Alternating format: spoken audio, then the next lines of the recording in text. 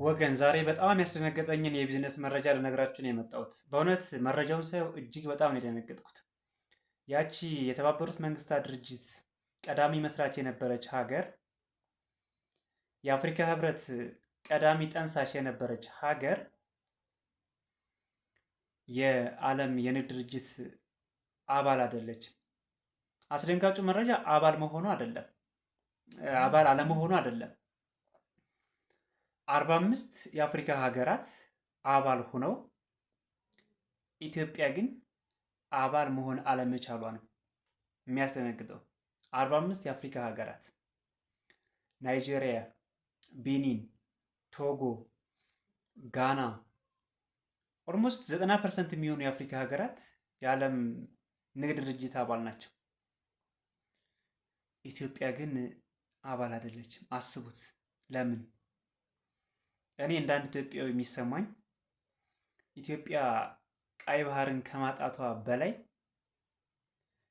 የዓለም የንግድ ድርጅት አባል አለመሆኗ እጅግ የከፋ የኢኮኖሚ ቀውስ ያሳድርባታል።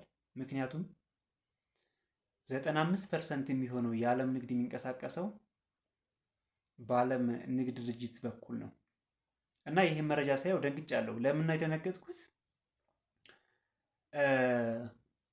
የሚመስለኝ እስካሁን የነበረው ትንሽ አፍሪካ ሀገራት እንደ ግብፅ፣ ደቡብ አፍሪካ ያሉ ሀገራት ብቻ ነበሩ የዓለም ንግድ ድርጅት አባል የሚመስሉኝ። ነገር ግን 45 የአፍሪካ ሀገራት አባል ናቸው ከኢትዮጵያ፣ ሶማሌ፣ ሱዳን በስተቀር እና ይሄ መረጃ ሳየው እጅግ በጣም ነው የደነገጥኩት። በጣም አዝኛለሁ። የእውነት በጣም የሚያሳዝን መረጃ ነው። ከታሪካችን አንጻር የተባበሩት መንግስታት ድርጅት መስራች የነበረች ሀገር፣ የአፍሪካ ህብረት ጸንሳሽና የፓን አፍሪካኒዝም መነሻ ሀገር የሆነች ሀገር የዓለም ጤና ድርጅት የዓለም ንግድ ድርጅት አባል አትሆኝም ተብላ ጥያቄ አቅርባ እስካሁን ጥያቄዋ ተቀባይነት ሳያገኝ ሲቀር እንደ አንድ ኢትዮጵያ በጣም ነው የሚያሳዝነው። ይሄን የምናገረው ከውስጤ ስለተሰማኝ ነው የምር እና በጣም የሚያሳዝን መረጃ ነው በጣም